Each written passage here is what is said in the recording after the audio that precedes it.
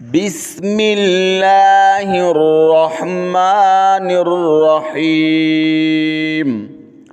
تختی نمبر 6 مشق حرکات و تنوین. نون زبرنا خا زیر خی نخی خواب غټ وای ځکه دا د حروف مستعلیه نه ده. نخی خا زیر خی نخی را زبر را نخی را.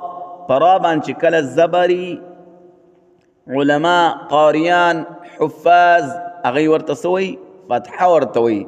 پرا باندې کله زبری فتحی دا به پر ویل شي غټه به ویل شي.